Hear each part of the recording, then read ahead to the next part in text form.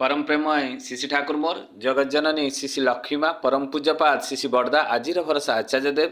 ठाकुर परिवार सभी समस्त चरण मोर अनंत कोटि प्रणाम। उपस्थित मोर प्रिय पूज्य परिचालक महोदय सहप्रति ऋत्विक देवता मंडली कर्मी मंडली गुरुभ्राता मातृमंडली छोटे छोटे पिला माने समस्त को मोर आंतरिक राय एवं जय गुरु। जाओ आमे समस्ते जानिले पूर्ववर्ती वक्तांकर मुखरु जे आजिर सत्संग प्रदीप साउदा प्रदान करिसेंती तार उद्देश्य है जे साप्ताहिक सत्संग एवं द्वितीय रे तांकर ज्येष्ठ पुत्र विकास जो ओएस पाइछंती तेणु ता उपलक्षे यही सत्संग आयोजन। तेणु जो माँ भाई माने आसीछंती आ जो माँ भाई माने आसी पारि नाहंती समस्तंकर पंचमहाजीवन इष्टिपुत हो समस्ते शांति स्वस्ति रामय जीवन यापन करंतु या ही परम पितांक निकट रे प्रार्थना। गोटे कथा बहुत माने भल लगे जेते बेले कौनसी सत्संगी परिवार बा कौनसी आमर दीक्षित परिवार पिलाटे जदि कौनसी कृतकार्य हुए से झील हो पुओ हो जी हो ना कहीं से जो थे कृतकार्य हूँ ना कहीं से डॉक्टर हो इंजीनियर हो ओएस हो आईएएस हो जड़े साधारण पियन हो ना कहीं ता काम ईमानदार झलक देखा जाए। जे गुरुंकर संस्पर्श थाए जे गुरु को धरिकिना चले से जे ही था ना कहीं ता जीवन रे केबे भूल हुए ना जदि ठाकुरंकर विधानटा को से निज जीवन चरित्र रे पालन करे। जदि से पालन न करे खाली दीक्षा निए सेठरे किसी गलती रही जाए बा भूल रही जाए। तेणु आज जो विकास से जो ओएस पाई तेणु मुझे आशा करी निहाती देश पाई से गोटे गौरव आउ आम समाज पाई एवं आम सत्संग परिवार पाई आम सत्संग से पिला आम समस्तंकर सी गोटे संतान कहले भूल हेब ना कहीं से तापाई आज आम बहुत गर्वित। आमे मु चाहूची जे सी प्रशासनिक विभाग रे सी जोठ भी जो पोस्ट था ना कहीं से देश पाई जाति पाई समाज पाई प्रत्येक परिवार पाई से गोटे उदाहरण स्वरूप हो उठंतु। जाहो आज ये बसी भितर जो दादा कथाटी रखी रही गले से आलोचना करी किंतु ये जो सत्संग परिवार आज जो सत्संगटी होउची जदि यही ओएस जे पाई जो पिला माने आज बहुत पाई तांको घरे निहाती से माने भी किसी ना किसी प्रोग्राम करते हो पारे धर्मसभा करुथाई पारती बा किए मदमांस नहीं तार एंजॉय करुथाए कहीं गोटे उत्तीर्ण हला परे प्राय देखा जाए जे समस्ते माछ मांस करी विभिन्न प्रकार आइटम करी विभिन्न लोकों को डाकी खुआती किंतु सत्संग परिवार से भूलटा हुए ना। स्वयं नारायण को बसईकिना आज आम तांकर गुण कीर्तन करुचे कृतकार्य पाई कहीं जे जो 48 प्रहर कहतु 24 प्रहर कहतु आम जो संकीर्तन करूँ तार मूल्य जहा गोटे दिनर 1.5 घंटार सत्संगर मूल्य ताहा। तेणु स्वयं नारायण ये विद्यमान शिशि ठाकुर अनुकूल चंद्र से तो कृष्ण से तो राम से जीशु मोहम्मद रसूल चैतन्य महाप्रभु से शिशि ठाकुर अनुकूल चंद्र से तो लिखाई गीतारे कौन लिखाला जे जदा जदा ही धर्म से ग्लानिर्भवति भारत अभ्युत्थानम धर्मस्य तदात्मा सुजमम परित्राणाय साधुना विनाशाय च दुष्कृतम धर्म संस्थापनार्थाय संभवामि जुगे जुगे। से स्वयं प्रभु श्रीकृष्ण कही जेतेबेले जेतेबेले ग्लानि हेबो सेतेबेले सेतेबेले मु आसीबी। गीतारे कौन मना कले जे मु एथर आसिली आउ आसबिनी ना से रामकृष्ण भितर अटकी गले तापरे कौन जीशु मोहम्मद रसूल चैतन्य महाप्रभु शिशि ठाकुर अनुकूल चंद्र आसीना से तो गीतारे क्लियर करदेले जे जेतेबेले जेतेबेले ग्लानि हेबो मु आसीबी ताने स्वयं प्रभु आज आसीछंती। तेणु ये जो दादा जो कथाटी रखीगले जे मु कंकर दिवाचाल पंगु लंघेत गिरी जत्पिता परमानंदे मंदे माधव ता माने कौन जे जड़े पंगु मध्य गिरी लंघन करि पारे। आमे अरुणिमार कथा शुणीचे जे ता गोड़ कटिगला पर भी से गिरी लंघन करि पारे जेतेबेले प्रभुंकर कृपा हुए से सबू करि पारे। आउ सेई प्रभुंकर कृपारे जेतेबेले जड़े कृतकार्य हुए से निज दक्षतार कृतकार्य हुए कौनसी प्रकार चिटिंग न थाए। तेणु यही परिप्रेक्षी अनंत महाराजंकर गोटे कथा मोर मन पड़े जे अनंत नाथ राय ठाकुर डाकुचंती ए अनंत शुणिलु दौड़ी ना आसुच्चंती अनंत महाराज आठू माड़ी प्रणाम करछंती शिशि ठाकुर को एवं ठाकुर को प्रणाम कला परे ठाकुर कहउछंती ए अनंत तू जीवु आज पंचानंदा पाखक एवं पंचानंदा पाखक जाई तांको सहित तू धर्म आलोचना करिवु। तांको छाती रे धक करी उठिला कहले मु जने साधारण व्यक्ति ଠାକୁରଙ୍କର ହୁକା ଟିକେ ତିଆରି କରିଦିଏ। ତେଣୁ ମୋତେ ଠାକୁର ଅନନ୍ତ ମହାରାଜ ଡାକନ୍ତି, ଆଉ ମୁଁ ସାଧାରଣ ଗୋଟେ ଲୋକ ଯାଇ ପଞ୍ଚାନନ ଦାଙ୍କ ସହିତ ଧର୍ମ ଆଲୋଚନା କରିବି, ଯେଉଁଥିରେ ବଡ଼ ବଡ଼ ମୁନି ଋଷି ସାଧୁ ସନ୍ନ୍ୟାସୀ ବିଭିନ୍ନ ପ୍ରକାର ଜ୍ଞାନୀ କେଷ୍ଟଦା ମଧ୍ୟ ତାଙ୍କ ପାଖରୁ ହାରିକିନା ଆସିଛନ୍ତି, ଯିଏ କଣ୍ଟେମ୍ପରାରୀ ଭାବରେ ସିଭି ରମଣଙ୍କ ପାଖରେ ପ୍ରାକ୍ଟିସ୍ କରୁଥିଲେ, ସେଇଭଳିଆ ଜଣେ ସାଇଣ୍ଟିଷ୍ଟ ମଧ୍ୟ ହାରିକିନା ଆସିଛନ୍ତି। ଆଉ ମୁଁ ଗୋଟେ ସାଧାରଣ ବ୍ୟକ୍ତି ଯିବି, ତାଙ୍କ ମନ ଭିତରେ ଏଇ କଥା ଜାଗ୍ରତ ହୁଏ। ସେ ଠାକୁରଙ୍କୁ ମନା କରୁନାହାନ୍ତି, କିନ୍ତୁ ତାଙ୍କ ଭିତରେ ଏଇଟା ପ୍ରଶ୍ନ ଅଛି ଯେ ମୁଁ ଗୋଟେ ସାଧାରଣ ବ୍ୟକ୍ତି, ମୋତେ ଠାକୁର ପଠାଉଛନ୍ତି। ଠାକୁରଙ୍କୁ ଅନନ୍ତ ମହାରାଜ କହୁଛନ୍ତି, ଠାକୁର ମୁଁ କ'ଣ ପଞ୍ଚାନନ ଦାଙ୍କ ସହିତ ଧର୍ମ ଆଲୋଚନା କରିପାରିବି? ଠାକୁର ଉଦାହରଣ ସ୍ୱରୂପ କହୁଛନ୍ତି, ଏଇ ସ୍ୱାମୀ ବିବେକାନନ୍ଦ ଚିକାଗୋ ଯାଇଥିଲେ, ସେଠାରେ ଗୋଟିଏ ଯାଇ ଗୋଟେ ବଡ଼ ଷ୍ଟେଜରେ, ବହୁତ ବଡ଼ ଷ୍ଟେଜରେ ସେଠି ଭାଷଣ ଦେଇଥିଲେ, brother sister and in America. ଯେତେବେଳେ କହିଥିଲେ ସମସ୍ତେ 2 ମିନିଟର ତାଳି ଦେଇଥିଲେ। ତାପରେ ବିଭିନ୍ନ ଜାଗାରେ ସେ ଭାଷଣ ଦେଇଥିଲେ। ଦେଲା ପରେ ସେ ଦିନେ ଚିନ୍ତା କଲେ ଯେ ମୁଁ ତ ଏଇଠି ଆସିଛି, ମୋର ତ କୌଣସି ଗୋଟେ ଫଟୋଚିତ୍ର ମୁଁ ନେଇକିନା ମୋ ଦେଶକୁ ଯିବି। ତେଣୁ ଗୋଟେ ପେଣ୍ଟରକୁ କହିଲେ, ଏଇ ମୁଁ ଷ୍ଟେଜରେ ଯେଉଁ ମୁଁ ଭାଷଣ ଦେଉଥିଲି ତାର ଗୋଟେ ମୋତେ ଚିତ୍ର କରିକିନା ତୁମେ ଦିଅ। ପେଣ୍ଟର ଚିତ୍ର ବନେଇଲା। ଚିତ୍ର ବନେଇକିନା ଯେତେବେଳେ ସ୍ୱାମୀ ବିବେକାନନ୍ଦ, ଯାହାକୁ ଆମେ ନରେନ ବୋଲି ନିକ୍ ନେମ୍ ଆମେ ଡାକୁଥିଲେ, ସେ ପରବର୍ତ୍ତୀ ମୁହୂର୍ତ୍ତରେ ସ୍ୱାମୀ ବିବେକାନନ୍ଦ ହେଇଛନ୍ତି। ସ୍ୱାମୀ ବିବେକାନନ୍ଦ ଯେତେବେଳେ ମାଗୁଛନ୍ତି ସେଇ ଫଟୋଟି, ଦେଖିଲା ବେଳେ ସାଇଡରେ ରାମକୃଷ୍ଣ ଠାକୁରଙ୍କର ଫଟୋ ଅଛି। ସେ ଆଶ୍ଚର୍ଯ୍ୟ ହେଇଗଲେ, ପଚାରିଲେ ଏ ଫଟୋଟି ତୁମେ କାହିଁକି ତିଆରି କଲ? ୟାଙ୍କୁ କ'ଣ ତୁମେ ଆଗରୁ ଦେଖିଛ? ପେଣ୍ଟର କହୁଛି, ହଁ ମୁଁ ଦେଖିଛି। କୋଉଠି ଦେଖିଛ? କହିଲେ ଆପଣ ଯେଉଁ ସ୍ପିଚ୍ ଦେଉଥିଲେ ଷ୍ଟେଜ ଉପରେ, ସାଇଡରେ ତ ଇଏ ଠିଆ ହେଇଥିଲେ, ଇଏ ତ ମାଇକ୍ ଧରିଥିଲେ, ଇଏ ନିଜେ ସ୍ପିଚ୍ କରୁଥିଲେ। ସ୍ୱାମୀ ବିବେକାନନ୍ଦ ଆଶ୍ଚର୍ଯ୍ୟ ହେଇଗଲେ, ତାଙ୍କ ଆଖିରୁ ଲୁହ ଗଡ଼ିଗଲା। ସେ କହିଲେ, ମୁଁ ଜଣେ ଅଧମ, ମୋ ଗୁରୁ 7 ସମୁଦ୍ର ପାର ହେଇ ଆସି ମୋ ପାଖରେ ଠିଆ ହେଇ ସ୍ପିଚ୍ ଦେଉଥିଲେ। ମୁଁ ଭାବୁଥିଲି ଯେ ମୋର କାପାସିଟି ଏଇଟା, କିନ୍ତୁ ଗୁରୁ ଆସିକିନା ଯେ ମୋତେ ସାହାଯ୍ୟ କରୁଥିଲେ ମୁଁ ଏଇଟା ଅନୁଭବ କରିପାରିଲି ନାହିଁ। କିନ୍ତୁ ଏଇ ଜଣେ ସାଧାରଣ ପେଣ୍ଟରଟା, ସିଏ ମୋ ଗୁରୁଙ୍କୁ ଦେଖିଛି, ଇଏ କେତେ ଭାଗ୍ୟବାନ। ଚିନ୍ତା କରନ୍ତୁ, ଗୁରୁଙ୍କର ଆଶୀର୍ବାଦ ଯେତେବେଳେ ଯାହା ଉପରେ ଥାଏ, ସେ ଯେତେ ବଡ଼ ଗିରି ମଧ୍ୟ ହେଉ ବା ଯାହା ବି ହେଉ ନା କାହିଁକି, ସେ ଲଙ୍ଘନ କରି ପାର କରିଯାଏ। ଏଇ ହେଉଛନ୍ତି ଗୁରୁ। ଅନନ୍ତ ମହାରାଜ କହୁଛନ୍ତି, ଠାକୁର ଏଇଟା ତ ଠିକ୍ କଥା, ସେଟା ତ ସେ ସ୍ୱାମୀ ବିବେକାନନ୍ଦଙ୍କର କଥା, ମୁଁ କ'ଣ ପାରିବି? ପୁନର୍ବାର ବୁଝାଉଛନ୍ତି ଯେ ଶିଶି ଠାକୁର, ଏଇ ଭୂପେନ୍ଦ୍ର କୁମାର ଘୋଷକୁ ଜାଣିଛୁ ନା, ବର୍ଦ୍ଧମାନ କାଲନାର?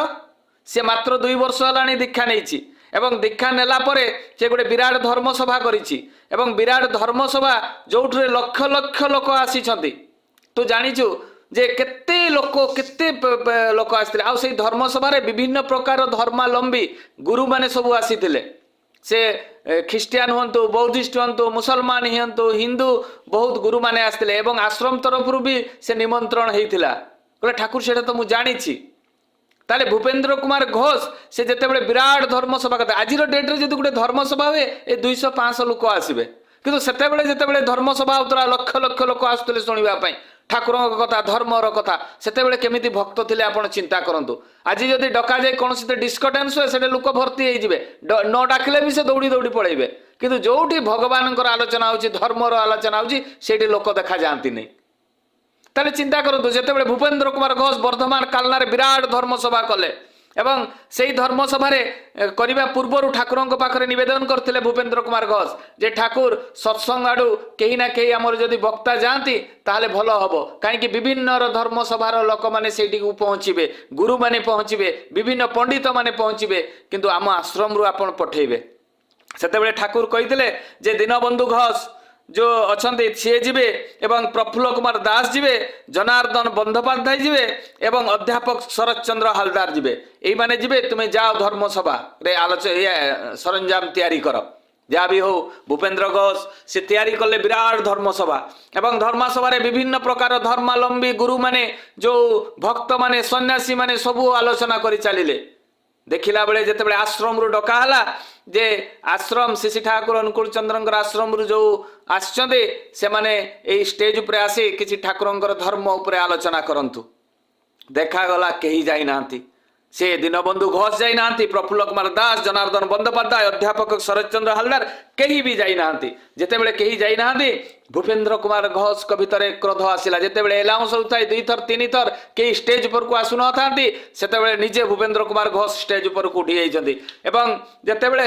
भूपेन्द्र कुमार ଘୋଷ ସେଇ ଉପରକୁ ଉଠି ଯାଇଛନ୍ତି। ଉଠିଗଲା ପରେ ସେ ମାଇକଟି ଧରିଛନ୍ତି ଏବଂ 3 ଘଣ୍ଟା ସ୍ପିଚ୍ ଦେଇଛନ୍ତି। ଯେତେବେଳେ 3 ଘଣ୍ଟା ସ୍ପିଚ୍ ଦେଇଛନ୍ତି, ଯେଉଁ ଲୋକମାନେ ରୁଣ୍ଡ ହେଇଥିଲେ ସମସ୍ତେ ଧର୍ମ ଉପରେ ପିସ୍ ଅଫ୍ ସାଇଲେଣ୍ଟରେ ଶୁଣିଛନ୍ତି। 2 ବର୍ଷ ହେଲା ଦୀକ୍ଷା ନେଇ ଭୂପେନ୍ଦ୍ର କୁମାର ଘୋଷ କ'ଣ କହିଗଲେ ଧର୍ମ ଉପରେ, ତାଙ୍କର କେତେ ଜ୍ଞାନ ଥିଲା ସେଇଟା ତ କହିହେବନି, କିନ୍ତୁ ଏତେ ଲୋକ ଲକ୍ଷ ଲକ୍ଷ ଲୋକ ସେମାନେ ଚୁପ୍ ହେଇକରି ପିସ୍ ଅଫ୍ ସାଇଲେଣ୍ଟରେ ସମସ୍ତେ ଶୁଣିଛନ୍ତି। 3 ଘଣ୍ଟା ପରେ ଯେତେବେଳେ ଷ୍ଟେଜ୍ରୁ ଓହ୍ଲେଇଛନ୍ତି, ଭୂପେନ୍ଦ୍ର କୁମାର ଘୋଷଙ୍କର ଆଖିରୁ ଲୁହ। ସେ କହିଲେ ଠାକୁର କଥା ଦେଇଥିଲେ ଯେ ଯିବେ ଜନାର୍ଦ୍ଦନ ବନ୍ଦୋପାଧ୍ୟାୟ, ଦୀନବନ୍ଧୁ ଘୋଷ ଏବଂ ପ୍ରଫୁଲ୍ଲ କୁମାର ଦାସ, ଅଧ୍ୟାପକ ଶରତ ଚନ୍ଦ୍ର ହାଲଦାର, କିନ୍ତୁ ଦେଖିଲା ବେଳେ କେହି ଆସିନାହାନ୍ତି। ମୁଁ ଏଇନା ଯିବି ଠାକୁରଙ୍କ ପାଖକୁ ଏବଂ ପଚାରିବି ଯେ ଠାକୁର ଆପଣ କାହିଁକି ପଠେଇଲେନି ଏବଂ କାହିଁକି ଗୋ ବିଟୁଇନ୍ କଲେ, କଥା ଦେଇ କଥା ଆପଣ ରଖିପାରିଲେ ନାହିଁ। ତାଙ୍କ ଭିତରେ ଟିକେ କ୍ରୋଧ ଜାଗ୍ରତ ହେଲା ଏବଂ ସେ କ'ଣ କଲେ, ବର୍ଦ୍ଧମାନରୁ ଟ୍ରେନ୍ ଧରିଲେ, ଆସିଲେ ଦେଓଘରକୁ। ଆସିକିନା ଠାକୁରଙ୍କ ପାଖରେ ମାନେ କ୍ରୋଧାନ୍ୱିତ ଅଛି, କାନ୍ଦ ମୁହଁ ଅଛି ଏବଂ ସେଇ ସମୟରେ ଠାକୁରଙ୍କ ପାଖରେ କ୍ରୋଧ ଭାବରେ କହିବା ପାଇଁ ଆରମ୍ଭ କଲେ, ଠାକୁର ଆପଣ କଥା ଦେଇଥିଲେ କିନ୍ତୁ କଥା ରଖିପାରିଲେ ନାହିଁ।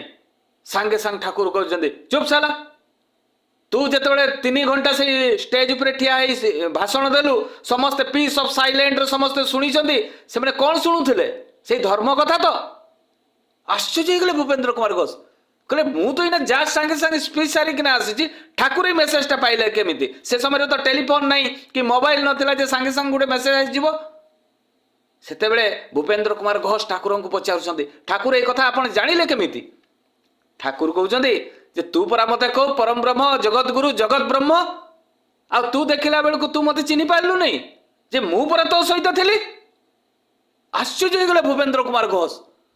କହିଲେ ଠାକୁର ମୁଁ ଆପଣଙ୍କୁ ଭୁଲ କଲି, ମତେ କ୍ଷମା କରିଦିଅନ୍ତୁ। ସେତେବେଳେ ଅନନ୍ତ ମହାରାଜ କହୁଛନ୍ତି ଠାକୁର ଏଇଥର ମୁଁ ଯିବି, କିନ୍ତୁ ଆପଣ ତ ମୋ ସହିତ ଅଛନ୍ତି ନା। କହିଲେ ଠାକୁର କହୁଛନ୍ତି ତୁ ଯା ନା, ମୁଁ ତ ଅଛି ନା, ତୁ ଯା। ଅନନ୍ତ ମହାରାଜ ଗଲେ ପଞ୍ଚାନନ୍ଦାଙ୍କ ସହିତ ଧର୍ମ ଆଲୋଚନା କରିବେ। ଯେତେବେଳେ ପହଞ୍ଚିଛନ୍ତି ପଞ୍ଚାନନ୍ଦାଙ୍କ ଘରକୁ, ସେତେବେଳେ ପଞ୍ଚାନନ୍ଦା ତାଙ୍କୁ ପାଛୋଟି ଆଣି ବସେଇଛନ୍ତି ଏବଂ ପଚାରିଛନ୍ତି କାହିଁକି ଆସିଛ? ସେତେବେଳେ କହିଲେ ଯେ ଆପଣଙ୍କର ଜ୍ଞାନ ଉପରେ ମୁଁ ବହୁତ ଶୁଣିଛି, ଆପଣଙ୍କ ସହିତ ମୁଁ ଧର୍ମ ଆଲୋଚନା କରିବି। ସେ କହିଲେ ଠିକ୍ ଅଛି ବସିଯାଅ। ବସିଲା ପରେ ଧର୍ମ ଆଲୋଚନା ଆରମ୍ଭ ହୋଇଛି। 3 ଘଣ୍ଟା କ୍ଲାସ୍ ନେଇଛନ୍ତି ପଞ୍ଚାନନ୍ଦା, ଗୋଟେ ପରେ ଗୋଟେ ପ୍ରଶ୍ନ ପଚାରିଛନ୍ତି ପଞ୍ଚାନନ୍ଦା ଏବଂ ସେଇ ତାର ଯାହା ବି ଉତ୍ତର ସେ ଜାଣିଥିଲେ ଅନନ୍ତ ମହାରାଜ ସବୁ ଟିକିନିକି କରି କହି ଚାଲିଛନ୍ତି। ଯେତେବେଳେ ସରିଗଲା 3 ଘଣ୍ଟା ପରେ ଅନନ୍ତ ମହାରାଜ କହୁଛନ୍ତି ଯେ ପଞ୍ଚାନନ୍ଦା ଆପଣ ତ 3 ଘଣ୍ଟା ମତେ କ୍ଲାସ୍ ନେଲେ, ମୋର କିନ୍ତୁ 3ଟା ପ୍ରଶ୍ନ ଅଛି, ଆପଣ ତାର ଉତ୍ତର ଦିଅନ୍ତୁ। ପଞ୍ଚାନନ୍ଦ କହିଲେ ଠିକ୍ ଅଛି ପଚାର। ସାଙ୍ଗେ ସାଙ୍ଗେ ପଚାରିଛନ୍ତି ଯେ ପ୍ରଥମ ପ୍ରଶ୍ନ ମତେ ଏଇଟା ପଚାରିଥିଲେ, ମଝି ପ୍ରଶ୍ନଟା ଏଇଟା, ଲାଷ୍ଟ ପ୍ରଶ୍ନଟା ଏଇଟା, ଏଇ 3ଟା ପ୍ରଶ୍ନର ସାମଞ୍ଜସ୍ୟ ମତେ କୁହନ୍ତୁ। ପଞ୍ଚାନନ୍ଦା କହିଲେ ଏଇ କଥାଟା ସାଙ୍ଗେ ସାଙ୍ଗେ କହିଦେବି। ସେ ଚିନ୍ତାରେ ପଡ଼ିଗଲେ ପଞ୍ଚାନନ୍ଦା ଏବଂ ସେଇ ଦିନଟା ଚାଲିଗଲା, ସେ ଆନ୍ସର ଦେଇପାରିଲେ ନାହିଁ। 3 ଦିନ ପରେ ଗୋଟେ ପ୍ରଶ୍ନର ଉତ୍ତର ଦେଇଛନ୍ତି, ତାର 5 ଦିନ ପରେ ଆଉ ଗୋଟେ ପ୍ରଶ୍ନର ଉତ୍ତର ଦେଇଛନ୍ତି, ତାର 7 ଦିନ ପରେ ଆଉ ଗୋଟେ ପ୍ରଶ୍ନର ଉତ୍ତର ଦେଇଛନ୍ତି। ଆଶ୍ଚର୍ଯ୍ୟ ହେଇଗଲେ ପଞ୍ଚାନନ୍ଦା, କହିଲେ ଏଇ ସାଧାରଣ ଜଣେ ବ୍ୟକ୍ତି, ସେ ତା ପାଖରେ ମୁଁ ହାର ମାନିଗଲି, ତାର କ୍ୱାଲିଫିକେସନ ନିହାତି ବହୁତ ଅଧିକ ଥିବ। ଯେତେବେଳେ ଅନନ୍ତ ମହାରାଜକୁ ପଞ୍ଚାନନ୍ଦା ପଚାରୁଛନ୍ତି ତୁମର ପଢ଼ା ଲେଖା କେତେ, ତୁମର କ୍ୱାଲିଫିକେସନ କ'ଣ? ଯେତେବେଳେ ପଚାରିଛନ୍ତି ଅନନ୍ତ ମହାରାଜ କହୁଛନ୍ତି ଯେ ମୋର କ୍ୱାଲିଫିକେସନ, ମୁଁ 5ମ କ୍ଲାସ୍ ପାସ୍ କରିଛି, 6ଠ କ୍ଲାସରେ ପଢ଼ୁଥିଲି, ପାଠ ପଢ଼ା ଛାଡ଼ିଛି। ପଞ୍ଚାନନ୍ଦା ଆଶ୍ଚର୍ଯ୍ୟ ହେଇଗଲେ, କହିଲେ ମୁଁ ଗୋଟେ 5 କ୍ଲାସ୍ ପାସ୍ କରିଥିବା ଗୋଟେ ବ୍ୟକ୍ତିଙ୍କ ପାଖରେ ମୁଁ ହାର ମାନିଗଲି। ଆଶ୍ଚର୍ଯ୍ୟର କଥା, ଏଇ ମାତ୍ର 3ଟା ପ୍ରଶ୍ନର ଉତ୍ତର ମୁଁ ଦେଇପାରିଲି, ମତେ 15 ଦିନ ଲାଗିଗଲା। ତୁମର ଗୁରୁ କିଏ?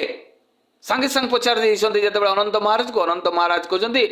ମୋ ଗୁରୁ ହେଉଛନ୍ତି ଶ୍ରୀ ଶ୍ରୀ ଠାକୁର ଅନୁକୂଳ ଚନ୍ଦ୍ର, ପରମ ପୁରୁଷ ପୁରୁଷୋତ୍ତମ, ଏ ବିଶ୍ୱ ବ୍ରହ୍ମାଣ୍ଡର ମାଲିକ। ସେ କହିଲେ ମୁଁ ଦୀକ୍ଷା ନେବା ପାଇଁ ଚାହେଁ,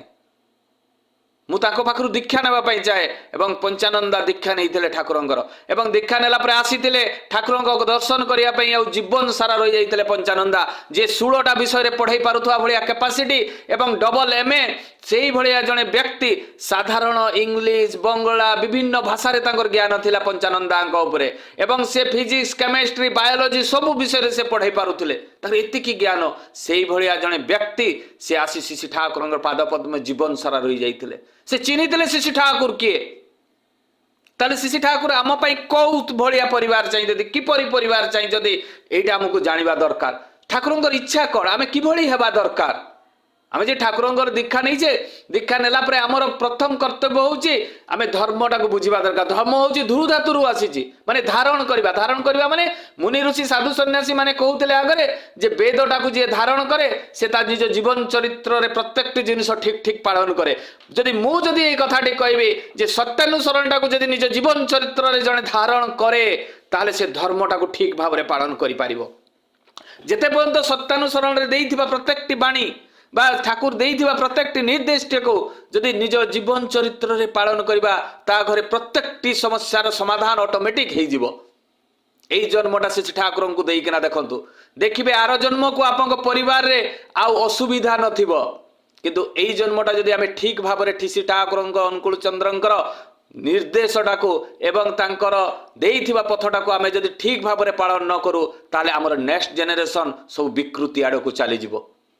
ताने श्री ठाकुर कौ भाया परिवार चाहिए बहुत उदाहरण रही सहज भाव में आम बुझीपर रामायण कथा गोटे कहबी।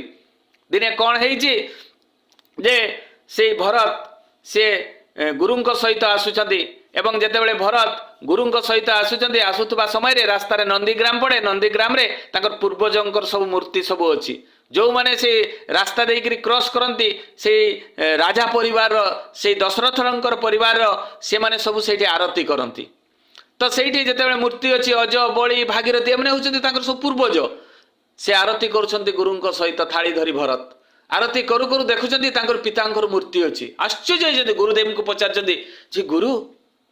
ये पिता मूर्ति ये कहीं रखाई से गुरु वैशिष्ट कहते जे तुम पिता देह त्याग हो पिता देह त्याग केवे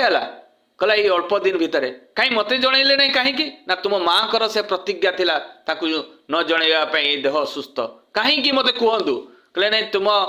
माँ को तुम बापा प्रतिज्ञा देइथिले जे दुईटी बर देवी बोली एवं से ठीक समय रे से बर मागी जे तुम्हें राजा हब और रामचंद्र से 14 वर्ष बण को जीवे एवं रामचंद्र से बण को पलैंट से कहले देवता तुल्य मो भाई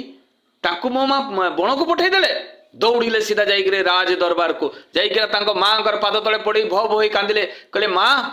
तुम्हें मो भाई को तुम्हें बण को पठेदेल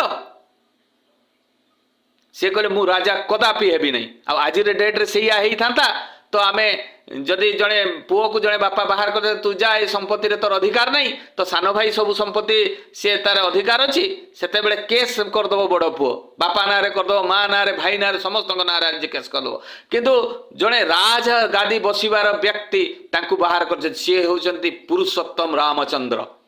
तांको पिता दशरथ बाहर करदेले जे तुम बण को जीव बण होउची तुमर राज दरबार खुशी खुशी ग्रहण करथिले रामचंद्र एवं जाइथिले से बण को एवं सेही कथाटी जेतेबेले पूर्ण मात्रा रे सुनिले सेतेबेले भरत कहउचंदी माँ भाई को फेरे आनिबा पई पड़िबो आमे समस्त जीवा से समस्त को ठूल कले सैन्य सामंत सीतांकर बापा तांको मामू घर तीन तीन माँ गुरु वैशिष्ट विश्वामित्र समस्ते चलिले रामचंद्र को फेरे आनिबा पई जेतेबेले रामचंद्र पाखक पहुँचिले एवं निवेदन कले कहले भाई तुम पाद तो घाई देथिबो कठ गुड़ाक पिंधि दियो कठ गुड़ाक पिंधिले नहीं रामचंद्र वनवास माने खाली पादरे जीवा दरकार कहले भाई चलो ये कष्ट कहीं करुच माँ सीता केते कष्ट पाउथुए बण जंगल रे तो घर नहीं कोठी खाउथुबो शीत वर्षा विभिन्न प्रकार समस्या सरीसृप केते किए अछंती एते कष्ट रे तुमे कहीं जाउछ रामचंद्र कौन पालन कले पितांकर सत्य को पालन कले से शिखईदेले पुत्रर कर्तव्य होची पितांकर सत्य को पालन करवा आज पुओ कौन सेमिति देखा जाउछंती जे पितांकर जो कथा को से माने पालन करदे भाई जदि कहीदेवे तांको बापा जे टिके तू टिके मेडिसिन टिके जाना टिके आनी दउछ ना पर मोर ऑफिस टाइम गलानी मु इना पळेबी तुम संध्या बेले देखिबी नले तुम आ का हाथ रे मेडिसिन टा मगै दियो ताले चिंता करंतु सेते पितार सत्य पालन करिया पई से शिखईदेले राम निज जीवन चरित्र रे पालन करछंती प्रत्येकटी जिनिस एवं से जेतेबेले এই কথাটি কলে মু জিবি ନାହିଁ সেতবে ভরত ফেরি আসি নন্দীগ্রাম রে গোটে কুড়িয়া ঘর রহি সেই যেমিতি রামচন্দ্র বকল পিঁধুলে ফলমূল খাউলে খালি পাদরে চালুলে সেই ভলিয়া সি নিজে পিঁধি সেই নন্দীগ্রাম রে রহিলে সেই দিন রাতির কথা যেতেবেলে সন্ধ্যারে দেখুছন্তি যে পুরা মধ্যরাত্রি হয়ে যাই থাকে কই কেই দেখুছন্তি যে ছাত উপরে কিଏ জনে নারী সে বুলুছি দাসদাসী তো সব শুই পড়িথিবে ଏବଂ ଏଇ ଛାତ ଉପରେ ବୁଲୁଛି କିଏ? ସୈନ୍ୟ ସାମନ୍ତ ଦାସ ଦାସୀ କେହି ନାହିଁ, କେହି ନା କେହି ଜଣେ ଥିବ। ଦେଖିବା ଧୀରେ ଧୀରେ ଚାଲିଲେ କୈକେୟୀ ଏବଂ କୌଶଲ୍ୟା। ଯାଇ ଯେତେବେଳେ ଦେଖୁଛନ୍ତି ଛାତ ଉପରେ ମାଣ୍ଡବୀ, ମାଣ୍ଡବୀକୁ ପଚାରୁଛନ୍ତି, ସେ ହେଉଛନ୍ତି ଭରତଙ୍କର ସ୍ତ୍ରୀ। ପଚାରୁଛନ୍ତି ଯେତେବେଳେ, ସେତେବେଳେ ସେ କହୁଛନ୍ତି ଯେ ମା, ମୋ ସ୍ୱାମୀ ଶୋଇନାହାନ୍ତି ତ, ତେଣୁ ମୁଁ ଏଇ ଛାତ ଉପରେ ଅଛି। କହିଲେ ଯାଉନୁ ତ ରୁମ୍କୁ? ସେ କହିଲେ ନାହିଁ, ସେ ରାଜ ଦରବାରରେ ନାହିଁ। ସେତେବେଳେ କୈକେୟୀ ପଚାରୁଛନ୍ତି ରାଜ ଦରବାରରେ ନାହିଁ, ତାହେଲେ ଗଲା କୁଆଡ଼େ? ତୁ କେମିତି ଜାଣିଲୁ ତୋ ସ୍ୱାମୀ ଶୋଇ ନାହିଁ ଯଦି ଯାଇନାହିଁ? କହିଲେ ମା ଦେଖ, ସେ ଅନହତି ଦୂରରେ ଗୋଟେ ପ୍ରଦୀପ ଜଳୁଛି ସେ ନନ୍ଦୀ ଗ୍ରାମରେ। ସେ ପ୍ରଦୀପଟା ଯେତେବେଳେ ଲିଭିଯିବ ମୁଁ ଜାଣିବି ମୋ ସ୍ୱାମୀ ଶୋଇପଡ଼ିଲେ। କହିଲେ ସେ ନନ୍ଦୀ ଗ୍ରାମରେ ଅଛି, ତୁ କେମିତି ଜାଣିଲୁ? କହିଲେ ନାହିଁ, ସେ ସେଇଠି ହିଁ ଅଛନ୍ତି। ତାହେଲେ ତୁ କେମିତି ଜାଣିଲୁ ସେ ଶୋଇନାହାନ୍ତି? ଏଇଟା ତ ପ୍ରଦୀପଟା ମୁଁ ଜାଣିପାରିଲି, କିନ୍ତୁ ତୁ ଗଲୁ ନାହିଁ ତୋ ସ୍ୱାମୀ ସହିତ ରହିବା ପାଇଁ? ସେତେବେଳେ ସେଇ କହୁଛନ୍ତି ଯେ ମାଣ୍ଡବୀ, ମା ମୋ ସ୍ୱାମୀ କହିଛନ୍ତି ଘରେ ତିନିଟା ମା ଅଛନ୍ତି, ତାଙ୍କର ସେବା ଯତ୍ନ କରିବାର ତୁମର ଦାୟିତ୍ୱ। ସୀତା ମା ତ ନାହାନ୍ତି। ତାହେଲେ ଦେଖନ୍ତୁ କେତେ ଗୁରୁତ୍ୱପୂର୍ଣ୍ଣ କଥା ଯେ ଆଜିର ଡେଟ୍ରେ ଏଇଭଳିଆ କ'ଣ ବୋହୂ ମିଳିପାରିବେ? କେବେ ବି ନୁହେଁ, କେବେ ବି ନୁହେଁ ଏଭଳିଆ ବୋହୂ ମିଳିବାର। କାହିଁକି? ଯେଉଁମାନେ ସତ୍ସଙ୍ଗୀ ଗୁରୁ ପରିବାରର ଏବଂ ସେଇ ଧାରାରେ ଚାଲିଛନ୍ତି, ସେଇମାନେ ହିଁ ନିଜ ଶାଶୁ ଶ୍ୱଶୁରଙ୍କର ସେବା କରିବେ, କୌଣସି ଦ୍ୱିଧା କୌଣସି ପ୍ରକାରର ସମସ୍ୟାକୁ ନ ଦେଖି। ତେଣୁ ଆଜିର ଡେଟ୍ରେ ସେଇଭଳିଆ ବୋହୂ ମିଳିବା ମୁସ୍କିଲ। ଆଶ୍ଚର୍ଯ୍ୟ ହେଇଗଲେ, କହିଲେ ଠିକ୍ ଅଛି, ମୁଁ ଦେଖା କରିବା ପାଇଁ ଯିବି ମୋ ପୁଅମାନଙ୍କୁ। ସୈନ୍ୟ ସାମନ୍ତକୁ ରାତିରେ ବାହାର କଲେ, ମଧ୍ୟରାତ୍ରିରେ ସମସ୍ତଙ୍କୁ ଏକଠୁଳ କରି ଗଲେ ଭରତଙ୍କୁ ଦେଖା କରିବା ପାଇଁ। ଯେତେବେଳେ ଯାଇଛନ୍ତି ଦେଖୁଛନ୍ତି ଶତ୍ରୁଘ୍ନ ବସିଛନ୍ତି, ତାଙ୍କ କୋଳରେ ମୁଣ୍ଡ ରଖି ଶୋଇଛନ୍ତି ଭରତ, ଏବଂ ଶତ୍ରୁଘ୍ନ ତାଙ୍କ ଭାଇଙ୍କ ମୁଣ୍ଡକୁ ଆଉଁସି ଦେଉଛନ୍ତି। ଆଜିର ଡେଟ୍ରେ ଏଭଳିଆ ଭାଇ ମିଳିବେ କି? ଭାଇ ଭାଇର ସମ୍ପର୍କ ହାତେ ଜମି ପାଇଁ କେସ୍ ମାଲି ମକଦ୍ଦମା ହେଇଯାଉଛି। ଠାକୁର ଏଇଭଳିଆ ପରିବାର ଚାହିଁଛନ୍ତି। କିଭଳି ପରିବାର? ଯେ ଏଇ ବୈକୁଣ୍ଠ ପରି ପରିବାର। ଆମେ ଏଇ ପରିବାର ତିଆରି କରିବା କେମିତି? ସେଇ ତାକୁ ଅନୁସରଣ କଲେ ତ।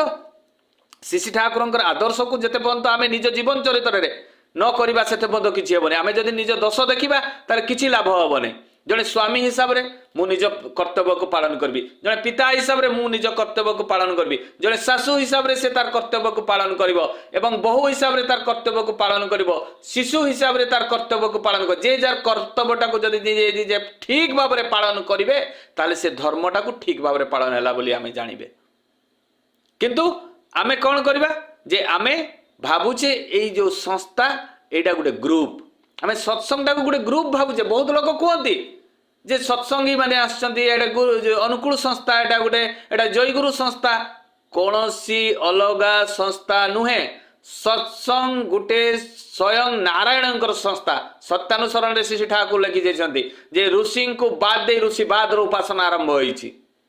ତାହେଲେ ଏଇ ଯେଉଁ ବ୍ୟକ୍ତି ମାନେ ଯେଉଁ ପୂଜା ପୋଷା ଆରାଧନା ସବୁ କରୁଛନ୍ତି, କୌଣସି ବ୍ରାହ୍ମଣ ପଣ୍ଡିତ ମାଧ୍ୟମରେ ସେ ନୀତିବିଧି ସେମାନେ ଜ୍ଞାନ ଅର୍ଜନ କରିନାହାନ୍ତି। କିଏ ୟୁଟ୍ୟୁବ ଦେଖିଦେଉଛି, ସେଇଠି କରିଦେଉଛି, କିଏ ଯିଏ ଯେମିତି ପାରିଲା ନିଜ ମନ ମାଫିକ ପୂଜା କରୁଛନ୍ତି। ସେଇଥିପାଇଁ ଠାକୁର ସତ୍ୟାନୁସରଣ ଲେଖିଦେଲେ ଯେ ଋଷିଙ୍କୁ ବାଦ ଦେଇ ଋଷିବାଦର ଉପାସନା ହେଇଛି। ଠାକୁର କିନ୍ତୁ ବେଦ ଶାସ୍ତ୍ର ପୁରାଣ ଯାହା ବି ଆପଣ ଫଲୋ କରନ୍ତୁ ନା କାହିଁକି, ପ୍ରତ୍ୟେକଟି ଜିନିଷ ସେଇ ବେଦରୁ ଅଛି। ଠାକୁର ଯେତେ ବି ବିଧାନ ଦେଇଛନ୍ତି ପ୍ରତ୍ୟେକଟି ବେଦରୁ ଦେଇଛନ୍ତି। ଆପଣମାନେ ସମସ୍ତେ ଜାଣିଛନ୍ତି ମୁନି ଋଷି ସାଧୁ ସନ୍ନ୍ୟାସୀ ମାନେ ବ୍ରହ୍ମ ମୁହୂର୍ତ୍ତରେ ଉଠୁଥିଲେ। ଆମେ ବି ବ୍ରହ୍ମ ମୁହୂର୍ତ୍ତରେ ଉଠୁଛେ। ଠାକୁର ବ୍ରହ୍ମ ମୁହୂର୍ତ୍ତ କଥା କହିଛନ୍ତି। ଏବଂ ବ୍ରହ୍ମ ମୁହୂର୍ତ୍ତରେ ଉଠି ମୁନି ଋଷି ମାନେ ଯାଉଥିଲେ ଗାଧେଇବା ପାଇଁ। ଗାଧେଇ ସାରିଲା ପରେ ସୂର୍ଯ୍ୟଙ୍କୁ ଅର୍ଘ୍ୟ ଦେଉଥିଲେ, ଯାହାକୁ ତର୍ପଣ କୁହାଯାଉଥିଲା, ଯାହାକୁ ଆମେ ଇଷ୍ଟଭୂତି ଦେଉଛେ ସକାଳୁ ଉଠିକିନା। ଏବଂ ସେଇ ସମୟରେ ମୁନି ଋଷି ସାଧୁ ସନ୍ନ୍ୟାସୀ ମାନଙ୍କ ସମୟରେ ଶିଷ୍ୟମାନେ ପ୍ରତ୍ୟେକ ଦିନ ସକାଳୁ ଯାଉଥିଲେ ଭିକ୍ଷା କରିବା ପାଇଁ, ଏବଂ ଭିକ୍ଷା ମାଗି ଆଣୁଥିଲେ, ଗୁରୁମାତାକୁ ଦେଉଥିଲେ। ଗୁରୁମାତା ରନ୍ଧନ କରି ଦେଉଥିଲେ ପ୍ରଥମେ ଗୁରୁଙ୍କୁ। ଗୁରୁ ଖାଇସାରିଲା ପରେ ଏବଂ ଶିଷ୍ୟମାନେ ଖାଉଥିଲେ। ଶିଷ୍ୟମାନଙ୍କର କର୍ତ୍ତବ୍ୟ ହେଉଛି ନିଜର ଭରଣ ପୋଷଣ ଏବଂ ଗୁରୁଙ୍କର ଭରଣ ପୋଷଣର ଦାୟିତ୍ୱ ଶିଷ୍ୟମାନଙ୍କର। ତାହେଲେ ପୂର୍ଣ୍ଣ ମାତ୍ରାରେ ଖାଇବା ପିଇବାର ଦାୟିତ୍ୱ ଯେଉଁ ସଂଗ୍ରହ କରିବା ସବୁ ଶିଷ୍ୟମାନଙ୍କର। ସେମାନେ ଭିକ୍ଷା କରି ଆଣି ଦେଉଥିଲେ। ସେଇଟା ହେଉଛି ଇଷ୍ଟଭୂତି। ରାମଚନ୍ଦ୍ର ସ୍ୱୟଂ ନିଜେ 12 ବର୍ଷରେ ଯାଇଥିଲେ ଯେ ଗୁରୁଙ୍କର ଆଶ୍ରମ। ଆମର ଦୀକ୍ଷାର ବି ପ୍ରଚଳନ 12 ବର୍ଷରେ ହେଇଥିଲା। ଏବଂ ରାମଚନ୍ଦ୍ର ପ୍ରତ୍ୟେକ ଦିନ ଭିକ୍ଷା କରିବା ପାଇଁ ଯାଉଥିଲେ। ତାଙ୍କର କର୍ତ୍ତବ୍ୟ ଥିଲା ଯେ ଗୁରୁଙ୍କର ସିଏ ଭରଣ ପୋଷଣର ଦାୟିତ୍ୱ ଏବଂ ନିଜ ଭରଣ ପୋଷଣର ଦାୟିତ୍ୱ, ଏବଂ ଦ୍ୱିତୀୟରେ ହେଲା ବିଦ୍ୟା ଅର୍ଜନ କରିବା, ଆଉ ତୃତୀୟରେ ହେଲା ସେବା କରିବା। ଶିଷ୍ୟର ଏଇ ତିନିଟା କାମ ଥିଲା। ताने एई विधान गुड़ाक ठाकुर जो देइछन्ति एगुड़ाक नुआ किछि नुहे सबु पुरुणा किंतु से वेद शास्त्रर बहु सर्टली से छोट छोट बही आकार आमको देइछन्ति सत्यानुसरण एते टिके छोट बहीटी तेने चिंता करंतु सत्यानुसरण प्रत्येक गीतार प्रत्येक जिनिस अच्छी तेणु रवींद्रनाथ टैगोर जितेबाला प्रथमे पढ़ी आमर केष्टदा तांकु देइथिले पढ़िबा पई सत्यानुसरण एवं पढ़ी सारिला परे से निजे कलिकतार जितेबाला गोटे स्टूडेंट मानकर धर्मसभा होउतला सेही समय रे से कहिथिले शांति निकेतन रे सेही समय रे से कहिथिले जे एडा होउची कली जुगर गीता केष्टदा को कहिथिले ताले चिंता करंतु जे एते जणे पंडित विराट पंडित से पढ़ी सारिला परे जदि एई भलिया कमेंटमेंट करछथि एई भलिया से कथा कहउछथि ताले ए सत्यानुसरण केते आवश्यकता कली जुगर आ समस्तंका पई सेटा हमें निजे बने करबा आजिर डेट रे जदि देखिबा हमें जते भी हिंदू धर्मावलंबी लोक माने अछंतु ना काहे कि काहारी घरे गीता भागवत बहुत कम लोकंक घरे थिबो तेले ठाकुर एई गुडा को पूरा सारो सारो जिनिस मज्जा मज्जा जिनिस गुडा को ठाकुर सत्यानुसरण देइछथि अधिक किछि पढिबार दरकार नै मनुष्य पाखरे समय नै पैसा कमाई पई तो समय नै ता पाखरे से धर्म करिवो केते बेले ताले चिंता करंतु ठाकुर जहा देइछथि मज्जागत जिनिस गुडा को जो गुडा को पूरा जीस गुडा को जो गुडा को बहुत आवश्यकता रहिछि ताले ठाकुर जो विधान देइछथि ब्रह्म मुहूर्त रे उठिबा काहे कि ब्रह्म मुहूर्त रे उठिबा आमे जानिछु ब्रह्म मुहूर्त रे उठिले आयुष वृद्धि हुए एवं माने बहुत पिला को देखिए जो 8टा 9टा बेले उठती से कौन कम इंटरेस्ट आसे ना से सब गधरा हुअंती अलसुआ हुअंती से केबे भी सक्सेस हुअंती जीवन रे एवं ब्रह्म मुहूर्त उठी ठाकुर कहते नाम ध्यान करवा मुनि ऋषि माने नाम ध्यान करुले ब्रह्म मुहूर्त नाम ध्यान कले कौन बेनिफिट हम आम जाचु ये चक्रफट को जब आम आज्ञा चक्र सीधारे रखी जदि आम नाम ध्यान करूँ नाम ध्यान कला फल ये मेलाटोनिन खरित हुए ये पिट्यूटारी एवं पिनाइल ग्लैंड अच्छी मथा भितर ये मेलाटोनिन खरित हुए एवं से पिट्यूटारी ग्लैंड रु 9 प्रकार रस क्षरित हुए एवं पिनाल ग्लैंड रु मेलाटोनिन क्षरित हुए युवाक जो मिश्रित हुए जाए से स्नायु गुड़ाक सतेज हुए दुर्बल हुए ना आम देखीचु जो मैंने देवघर जाइए जो दादा मान 80 वर्ष 90 वर्ष पाखापाखि होगा 85 वर्ष होगा देखिए देहटा के ग्लेजिंग हो आखिर पावर केते रुहे आम जाचु 40 वर्ष पर आमर आखिर पावर कमी जाए 40 हुए किंतु जो माने नाम ध्यान करती केबे भी माने जल्दी नष्ट हुए ना आखि गुड़ाक तेना आखिर पावर कमे ना ताले चिंता करंतु ए नाम ध्यान रे केते बेनिफिट अछि एवं स्नायु गुड़ाक दुर्बल हुए ना सतेज हुए एवं ब्रेन सेल डेवलप हुए जो माने स्टूडेंट मानकर नाम ध्यान करिवार केते आवश्यकता स्मरण शक्ति बढ़े तांकर ताले एते सब बेनिफिट अछि किंतु आमे करू ही ना आमे भाबू एटा बोधे ठाकुरंकर काम ताले चिंता करंतु ठाकुर केउ विधान गुड़ा को आमको देइछथि पुणी तापरे ठाकुर आमको देले कौन कहले जे तापरे आमे प्रणाम करिबा प्रणाम मंत्र तो आमे जानिछे ओम ब्रह्म परब्रह्म कुलमालिक राजस्वामी देवालंक चरण रे कडी कडी प्रणाम करि सारिला परे तापरे आमर काम अछि जे सत अनुज्ञा पढ़िबा सत अनुज्ञा आसी कोठी मोह क्रोधी क्रोध विषय रे स्वयं प्रभु श्री कृष्ण से निजे बुझेइछथि अर्जुन को क्रोध विषय रे अमानी विषय रे एगुडा सब गीता रे अछि आ सेम से जिनस गुड़ाक गीता भागवत पुराण को नहीं सत अनुज्ञा तैयारी होती प्रत्येक जिनिस ठाकुर स्वयं प्रभु श्रीकृष्ण राम सीए निजे ताहले से अलग जिनिस देवे कौटी जहाँ जहाँ प्रथम रु कही आसुँच वेद वेदांतर अच्छी पुणी से जिनिस गुड़ाक रिपीट कर कली जुगे श्री ठाकुर अनुकूल चंद्र पुणी सत अनुज्ञा पाठ कर सारा पर आम कौन पढ़ा सत अनुज्ञा पढ़ी सारापर आम इष्टभूति देवा ब्रह्म मुहूर्त इष्टभूति हूँ 5टा महायज्ञ जदि यही 5टा महायज्ञ आम करने जाऊ ताले प्रत्येक दिन 10 ରୁ 15 हजार खर्च हो गोटे होम करें यज्ञ कले ब्राह्मण डाकिबा घी जाड़ा विभिन्न प्रकार सरंजाम बंधु बांधव डाकिले निहाती 5-6 हजार टका खर्च हो पुणी तापरे मातृ एवं पितृयज्ञ भूयज्ञ नृयज्ञ एवं ऋषि यज्ञ एतिकी कला बेलू 10 ରୁ 15 हजार ताने मासटे 3 लाख टका खर्च हम किंतु गोटे मनीष टंकाटे एतिकी यज्ञ से करुच्ची प्रत्येक दिन देवयज्ञ ऋषि यज्ञ मातृ पितृयज्ञ भूयज्ञ नृयज्ञ एगुड़ाक प्रत्येक दिन से करुच्ची तापरे भी तांको भितरे प्रश्न आसूची यही इष्टभूति कौन पूर्वक माने वर्तमान कथा नुहे मु आगु भी आपन को कहली जे मुनि ऋषि माने ब्रह्म मुहूर्त उठी तर्पण करते सूर्य को अर्घ दौले एवं रामचंद्र से निजे भिक्षा करी आनी गुरुमाता को दौले एवं गुरुमाता रंधन करी गुरु को दौले खाद्य देवाई यहीगुड़ाक हूँ इष्टभूति इष्टभूति खाली पैसा कथा कहनी ठाकुर भी निजे आचरण करके देखते गोटे बुढ़ी माँ से पाउंश देता जड़े सैन्य कारगिल से बालिक मुठाए दे देइथिला विभिन्न प्रकार उदाहरण आम पाखरे अछि इष्टभूति दे सारिला परे आमे कोन करबा प्रार्थना करबा प्रार्थना रे हमर कोन बेनिफिट अछि ताली जेते बेले मारुछे हमर ए जो सिरा गुडा को हाथर सिरा गुडा को बॉडी रो सबु सिरा सहित अटैच अछि जेते बेले आमे ताली मारुछे हमर सिरा गुडा को एक्टिव होउछि ब्लड सर्कुलेशन ठीक रहउछि कीर्तन कले केते बेनिफिट अछि ठाकुर कहथिला कीर्तन से सब बेले करथे तेनु आमे प्रार्थना रे प्रत्येक दिन जयराधे कीर्तन करछे पुणी तापर प्रार्थना कर सारा पर आम कौन कहे बाणीपाठ आध्यात्मिक बही कहीं पढ़ा आध्यात्मिक बही आमर ज्ञान अच्छी प्रत्येक समस्यार समाधान आम पाइपर नारी नीति रे आचरण करेंगे माँ मैंने एवं सत्यानुसरण समस्त अच्छी जे निजे डेली पढ़िले ताकू विश्लेषण कले परिवार भितर ताले तार ज्ञान हुए एवं समस्यार समाधान आम बुझीपारू ठीक भाव में आध्यात्मिक बही पढ़ी सारा पर जी जहाँ बही पढ़ी पारे किए चलार साथी आलोचना प्रसंग इष्ट प्रसंग जहाँ भी अनुश्रुति जहाँ भी पढ़ी पारे जिते जिते बही पढ़िले सेते भल तापर आम कौन करवा थालकुड़ी पत्र 40 प्रकार रोगर मुक्ति मिले ब्लड क्लॉटिंग हुएनी ब्लड सर्कुलेशन ठीक हुए बीपी हुएनी ब्रेन सेल डेवलप हुए ब्रेनोलिया जो लिक्विडटा आम मेडिसिन स्टोर मिलूँ से ब्रेनोलिया थालकुड़ी पत्र तैयारी पिला मानकर बुद्धि हुए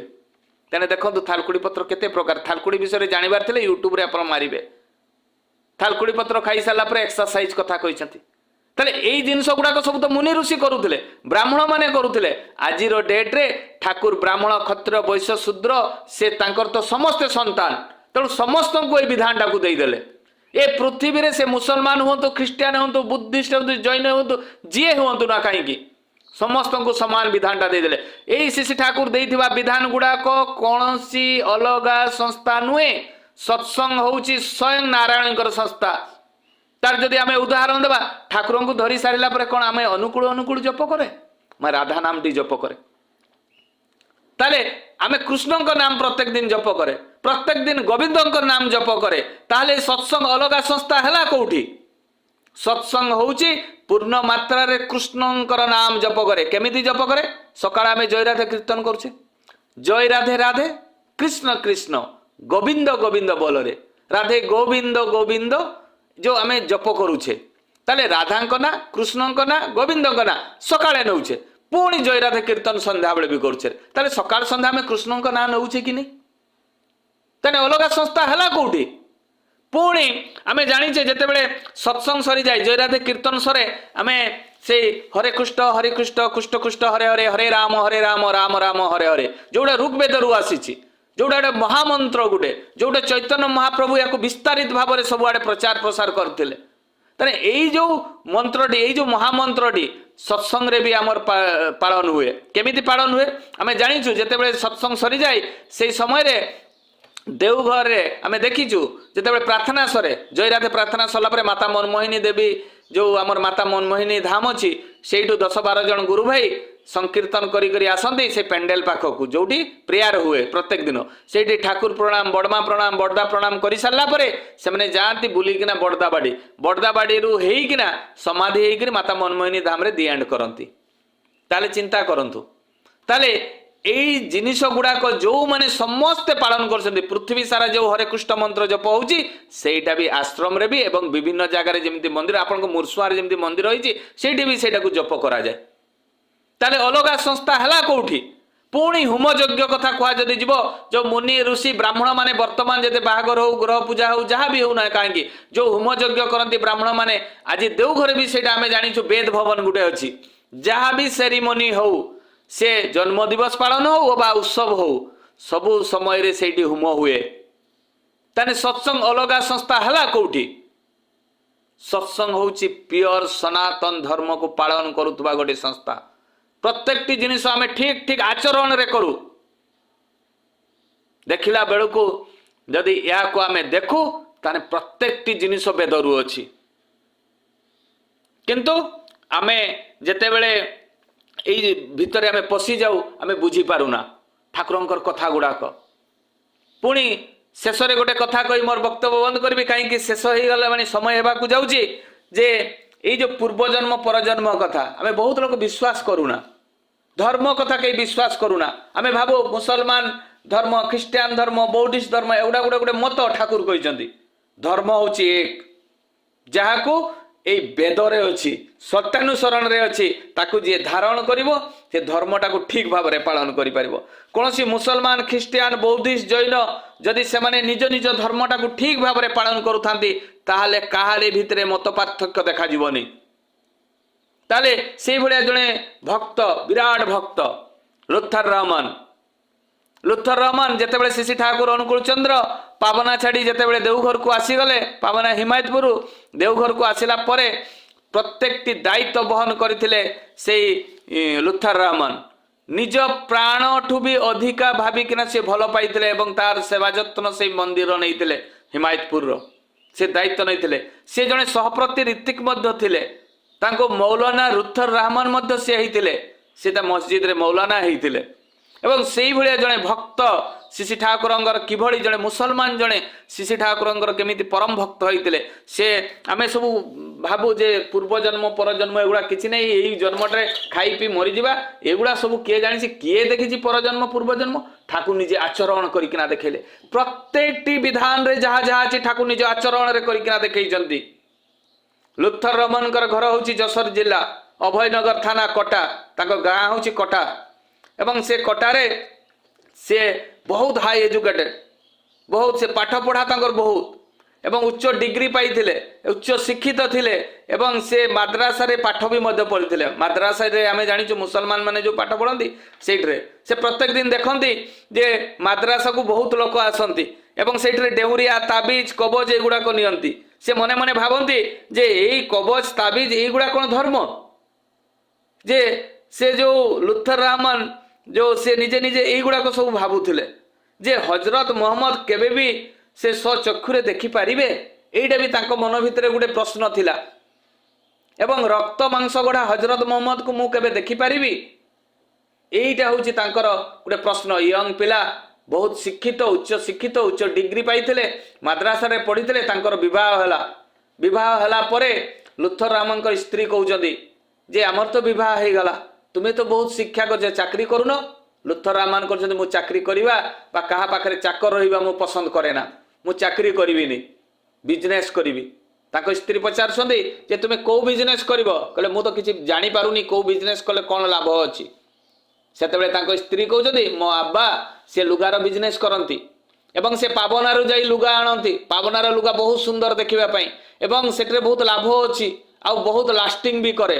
ତୁମେ ଯଦି ସେ ଲୁଗା ବିଜନେସ୍ କର ତାହେଲେ ଲାଭ ବି ହେବ ଏବଂ ସେଇଟା ଭଲ ମାନେ ଜିନିଷଟା, ସେ ପଚିବାର ନାହିଁ, ସଢ଼ିବାର ନାହିଁ, କିଛି ନାହିଁ, ଯେତେ ଦିନ ରଖିଲେ ବି। ତାଙ୍କୁ ଏଇ କଥାଟି ବହୁତ ପସନ୍ଦ ଲାଗିଲା ଲୁଥର ରାମାନଙ୍କୁ। ସେ କହିଲେ ଠିକ୍ ଅଛି ମୁଁ ପାବନା ଯିବି। ଜୀବନରେ ସେ କେବେ ବି ପାବନା ଯାଇନଥିଲେ। ସେ ସେଇଦିନ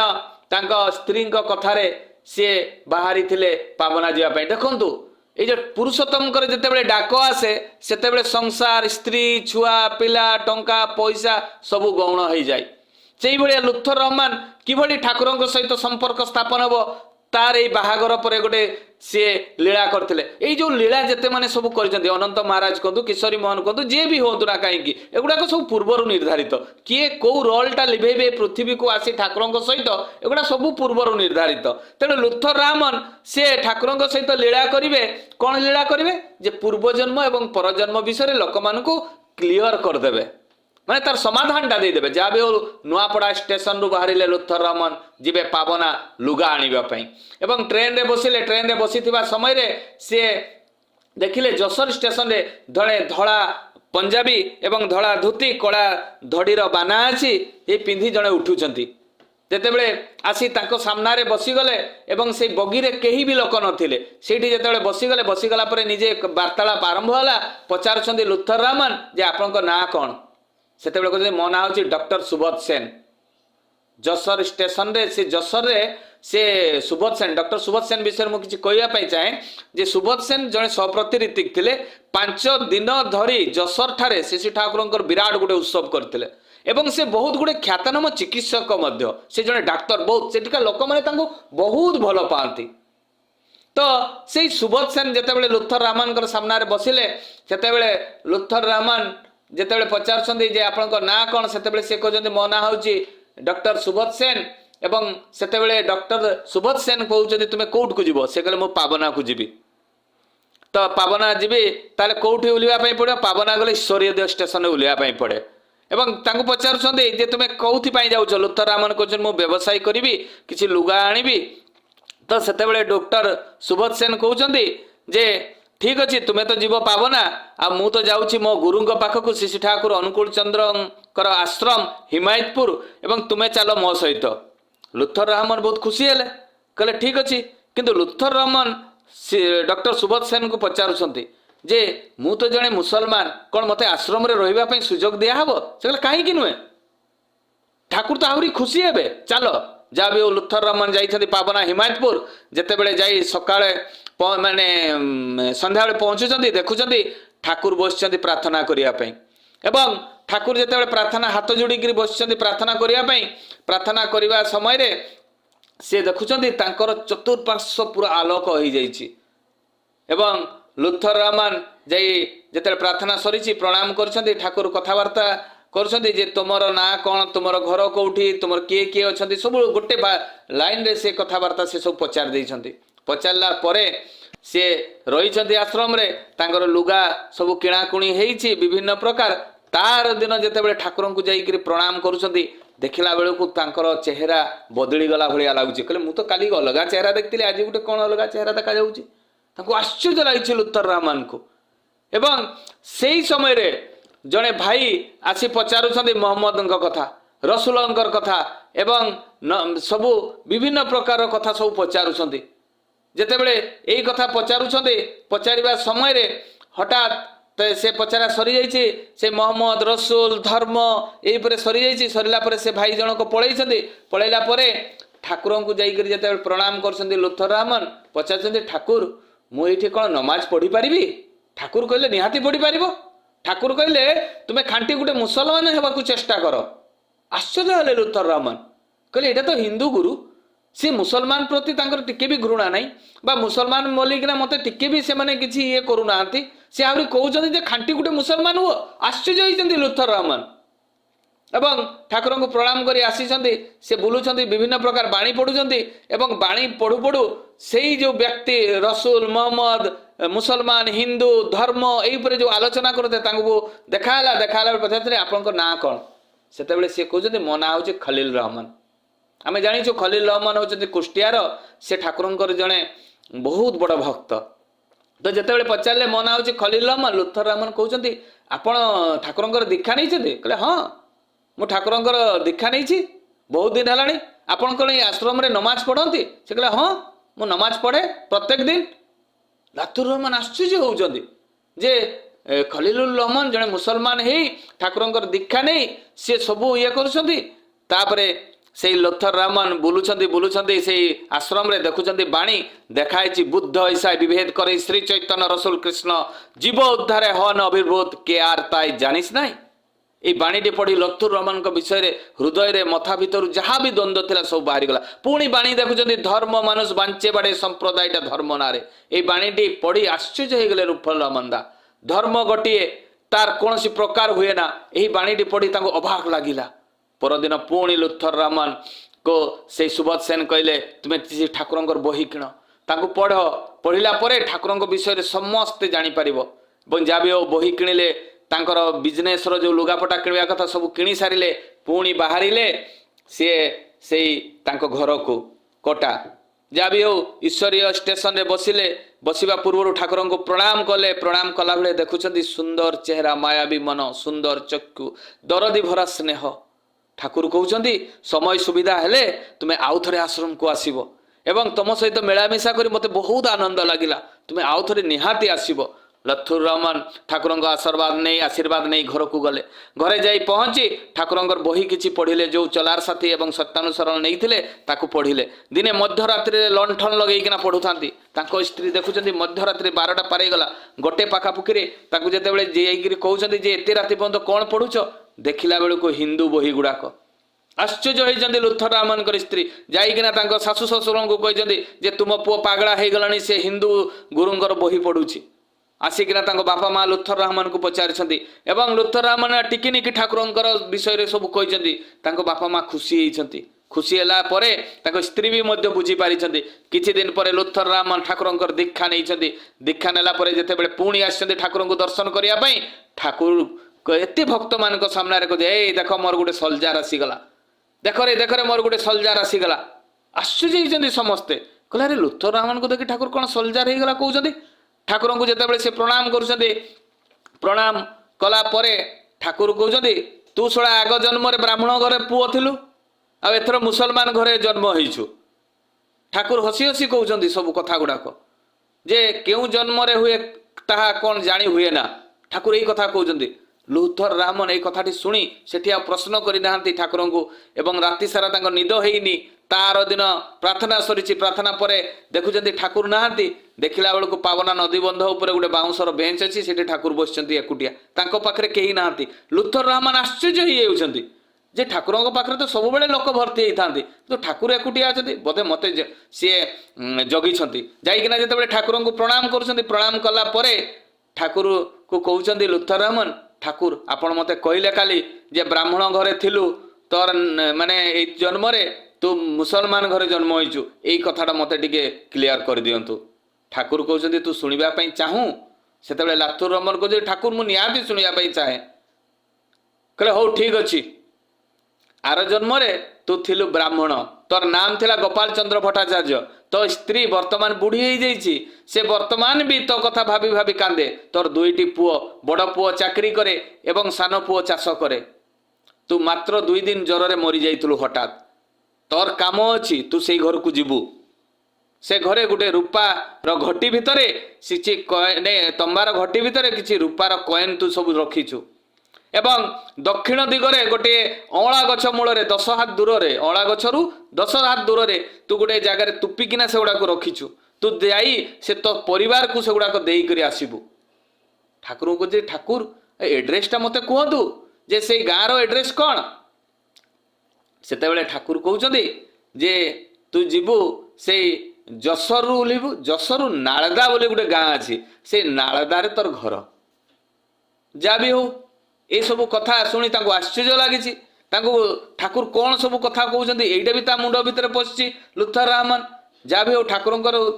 तो बहुत भक्त सी भी बहुत दिन परीक्षा कर सब परीक्षा भी भल लगी गले जसर जसर उठिले बस रे गले जसर गोटे नालदा बस रे गला पर सेठू गोटे रिक्शा धरी से गले से नालदा बोली गोटे गाँ को से जिते पहुँची से रिक्शा वाला ओह्लै देछि ओह्लैला पर देखुछन्ति गोटे वृद्ध लोकटी अछि एवं वृद्ध लोकटी जिते सेठी अछि सेठी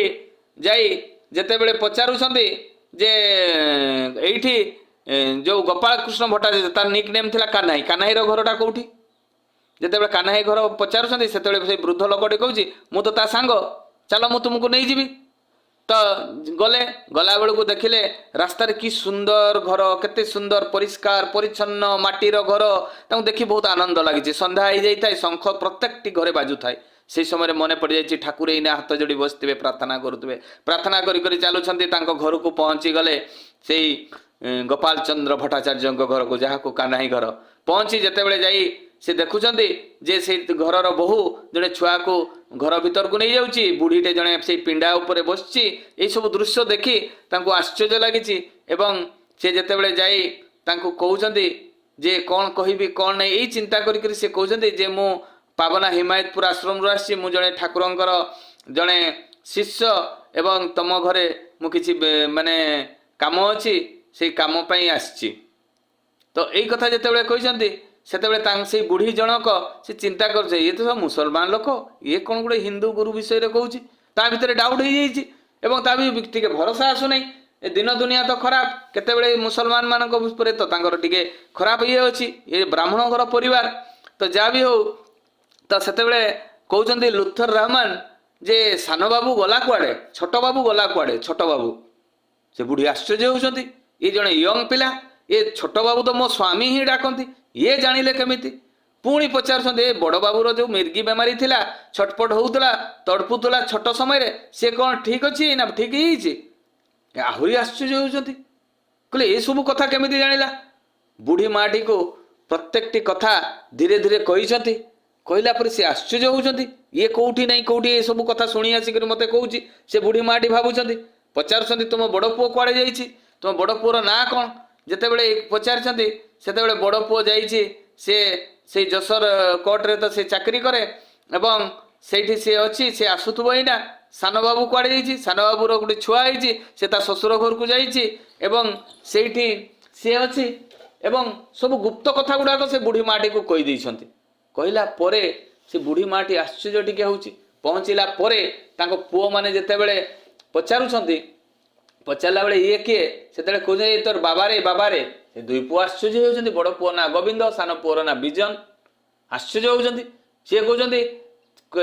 लुथर रामन जे मते ठाकुर पठेइछंती तुमर से जो अला गछ अछि सेठू 10 हाथ दूरे गोटे तंबार घटी भितर रूपा कएन गुड़ाक तुपा होइछि से गुड़ाक देबा पाई गोविंद आश्चर्य होकर कहूँ जे एटा कौन भंड फंडटा गोटे मिछुआ लोकटा खेदिबार चक्कर रही कि विजन लोभ आसी जाइए कहे हौ ठीक अच्छे देखा जदि अच्छी ताने विश्वास करवा लंठन कुदाल आनी विजन कुड़ा आरंभ कर बहुत डर कुड़िला आउ कि मिलूनी 2 हाथ कुड़िला भी कहे एटा सब ठकटा ना कौन से लुथर रामन कहते बहुत दिन कथा तो आउ टे तलू पलि जाइए घटीटा खुड़ जिते खुड़ा गोटे ठंग कर आवाज आई जितेबाला बाहर कराई देखाई रूपार कएन ताको भितर विश्वास आसी जे ये निहाती पूर्वजन्मर कथा कहीं बहुत वर्ष हो गला तो जहाँ भी हो से घटीर पैसा गुड़ाक बाहर कर सारा तापर भी डाउट रहीगला स्त्री पचारि ठीक अच्छे तुम्हें जब पूर्वजन्म परजन्म कथा कौच ताले मते मो स्वामी कौ बोली डाकुले मो ना कौन कह तो कहले मो ना हूँ शरमा तो ना एवं तोते तो स्वामी लज्जावती बोली डाकुले यही कथा गुड़ाक शुणी बहुत विश्वास आसीगला जे लुथर रामन जहाँ जहाँ कथा कहते भितर गोटे बंडिंग आसीगला गुप्त कथा गुड़ाक सब आगुरी ठाकुर कही कहीं ठाकुर जानी सी तो सर्वद्रष्टा जे तुमको कहीं विश्वास करेंगे ना तेणु तुम्हें यही सब कथा गुड़ाक सब कह जाइकिना ताले विश्वास करेंगे जहाँ भी हो पुत्र पुत्र बोहू तांकर से बुढ़ी माटी समस्त विश्वास आसिले गोटे प्रेम आसीगला जहाँ भी हो से दिन राति से शुईले हठात भोर भोर गोटे स्वप्न देखुं कहले उठ उठ उठ तू मायारे फसी गलुनी चल पड़े जाए ना तू आई रहीजु धड़ कर उठी पड़े लुथर रामन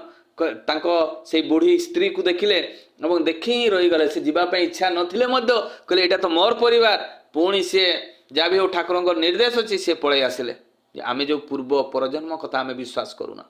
ठाकुर प्रत्येक जिनिस लीला करना देखते आज डेट रे श्री ठाकुर जो जो सब विधान गुड़ाक जो जो शास्त्रादि मतरे प्रत्येक जिनिस आचरण रे करिकिना देखते बाकी जिनिस गुड़ाक परम पूज्यपाद श्री बड़दा सी आचरण कले सत्यानुसरण टाक निज जीवन चरित्र रे ए पिता पुत्र लीला आमे किंतु बुझी पारुना आम जीवन रे एगुड़ाक बुझी पारुना कहीं जे समस्त को ऊर्जना पढ़वार आवश्यकता रही 2007, 8, 9, 10, 11, 12 यही भितर मु बहुत गुड़ाक ठाकुर लीला सब मु पढ़ी देखी बहुत ज्ञानी गुणी जो भक्त अच्छा से निजर मंतव्य देते से ऊर्जना भितर केते केते कहानी रही केते केते सब जिनिस रही जेते पर्यंत आमे ठाकुर बही गुड़ाक पढ़ा नहीं सेते पर्यंत आमे या विषय जानिबा नहीं ये वेद पुराण शास्त्र रे जहाँ जहाँ लिखाई सबू जिनिस गुड़ाक चलार साथी आलोचना प्रसंग नाना प्रसंग कथा प्रसंग विभिन्न बही जहाँ जहाँ अच्छे ठाकुर सबू गुड़ाक विश्लेषण ठाकुर कहते आलोचना प्रसंग रे बहुत कथा आलोचना कर पूजा पशा विधि विधान नियम नीति प्रत्येक जिनिस आलोचना कर दादा टाइम हो गला कि हाँ हाँ हाँ ठीक अच्छे जहाँ भी हो जो आज सत्संग आमर देते प्रदीप भाई तांकर पंच महाजीवन इष्टिभूत समस्ते शांति स्वस्ति निरामय जीवन यापन करतु एवं तांकर जो ज्येष्ठ पुत्र एवं कनिष्ठ पुत्र दीर्घायु हुंतु जो मैंने उपस्थित ही नहांती सेमानंकर भी पंच महाजीवन इष्टिभूत समस्ते शांति स्वस्ति निरामय जीवन यापन करतु एति कही मोर वक्तव्य बंद करछि। जय गुरु जय गुरु जय गुरु जय गुरु दादा जय गुरु।